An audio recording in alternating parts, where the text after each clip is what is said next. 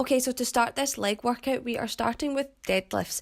Now, if you've never done a deadlift before, please watch this video very carefully and then also watch additional videos online about correct form and some top tips and tricks, because if you do a deadlift wrong, you can really injure yourself. So pretty much you want to come down with your back parallel, bend your knees and stick your bum back and really use your heels to drive the weight up. So don't use your back, use your legs and your bum to really lift the weight. I would suggest when you go to the gym for the first time, ask someone who works in the gym just to show you how to do the exercise correctly.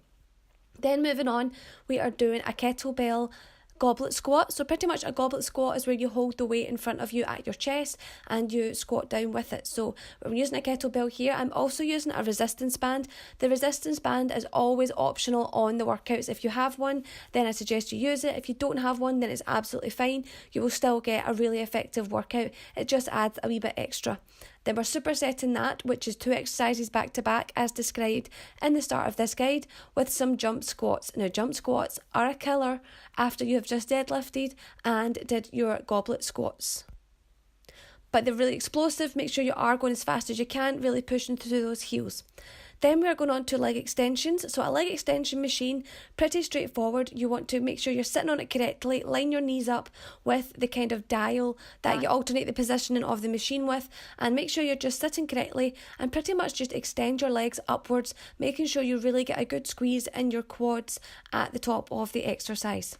And then we're supersetting that with hamstring curls. So basically the opposite movement of the leg extension. So curling down the way, and really make sure you are squeezing at the bottom and getting a good slow release up to the top. That is where you will feel the hamstring burn on the exit of this exercise, and it will be very, very painful, but it's one of the best exercises that you can do is to build up your hamstrings. Then moving on, we are doing cable kickbacks, and pretty much just attach the machine to your ankle, and with your back parallel and flat, you want to be kicking backwards towards the corner of the ceiling with your heel. Make sure you're not swinging too much, don't curve and use your back, make sure that you're only using your leg and your glutes. And for the second final exercise, we are doing cable pull-throughs. These are very awkward to do in the gym, okay? They don't look the best, but they are a great exercise for your glutes. So get over the embarrassment and just go for it.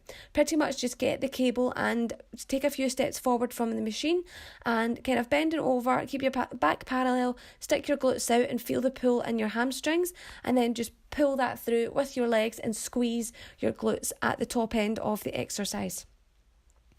Then our final superset, we are doing walking lunges and we're using kettlebells. If you don't have kettlebells, use dumbbells, barbells, anything like that.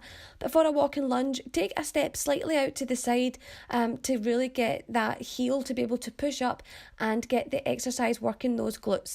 And then we're supersetting that just by dropping the weight and doing them with your body weight.